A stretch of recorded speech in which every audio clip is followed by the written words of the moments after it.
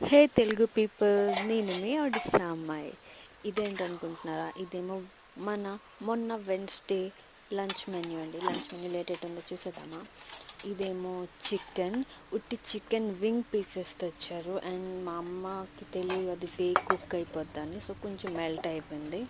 Anyways, and next ఏమో white రైస్లో ఇవాళ పించ్ ఆఫ్ టర్మరిక్ యాడ్ చేసాం. నార్మల్ ప్లెయిన్ వైట్ రైస్, కొంచెం జీలకర్ర వేసారు డైజెస్ట్ బాగా అవ్వాలని. నాన్ వెజ్ కదా, డైజెస్ట్ కొంచెం కష్టం ఉంటుందని జీలకర్ర వేసారు.